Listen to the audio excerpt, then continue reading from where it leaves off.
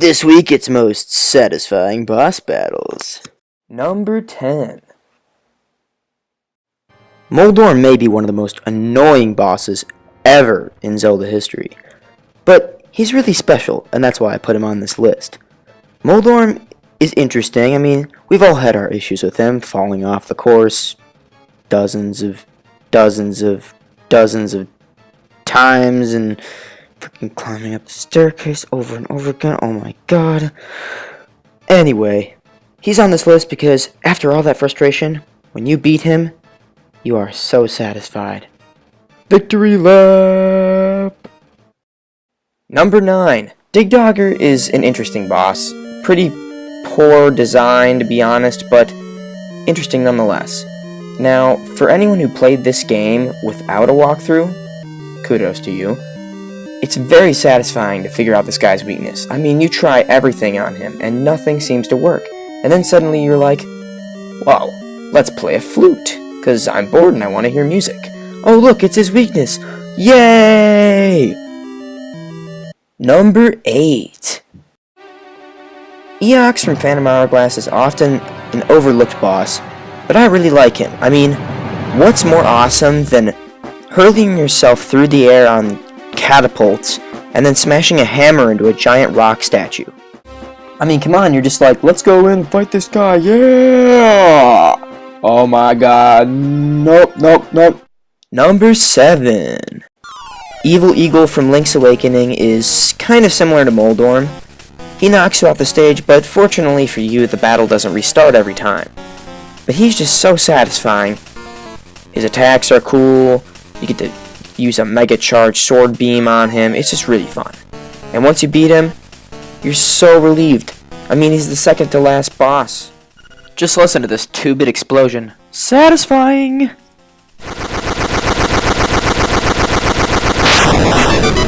Number 6.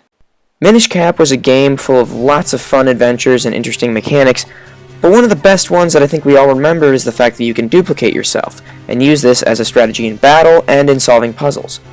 Gyarg Pair was a very good example of this mechanic. Gyarg Pair is literally 2 giant flying ray things, I guess. They're kind of a mixture of manta rays and something else. Anyway, they have lots of eyes, and they really utilize the duplication mechanic very well. Not to mention, this is probably the only challenging boss for Minish Cap. Yeah. Number 5.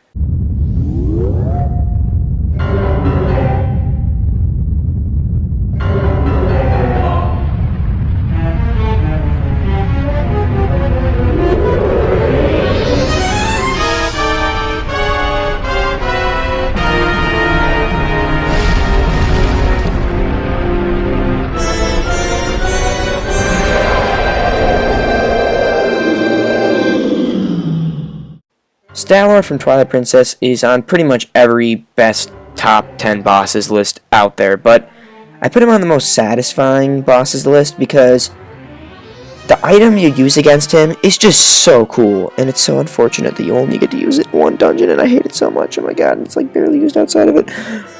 But anyway, the most satisfying part of this boss battle isn't really the beginning part, which to be honest is a little boring, but the last section. I mean, you might as well be horizontal on a wall on a skateboard, switching lanes across a canyon while dodging giant laser balls. Yeah, definitely satisfying. You are terminated. Numero cuatro. In The Wind Waker, one of the greatest mechanics that Nintendo brought us was being able to use your opponent's weapons against them. Coloctus brought this back. I mean, come on. Not only is this giant robot Buddha guy really awesome, and my favorite boss from Skyward Sword, but you get to use his own weapons to crush him to pieces. How satisfying is that? Number 3.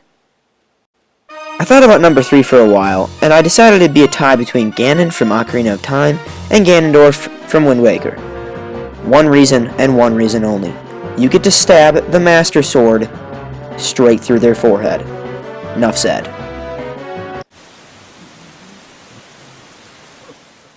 How the frick is he talking? Number 2. Number 2 comes from slight personal bias, I'll be honest, but it has to go to Helmrock King from Wind Waker. Why? You build such a hate for this guy throughout the entire game. I mean, start off with him kidnapping your sister right in front of your face, and then you go through the Forsaken Fortress and all this crap, and then going past moblins and a barrel, and they're really stupid. And finally, you get your sword back, and you're like, oh my gosh, I see my sister. Finally, you get to see her. And then Helmrock King just swoops in and throws you in the middle of the ocean to die, and you get met up with by some creepy boat dude. Yeah, not cool, Helmrock King. And then when you finally get to face off with this guy, it's just so satisfying. I mean, you get to smash his head in with a hammer. Yeah, pretty awesome. Number 1.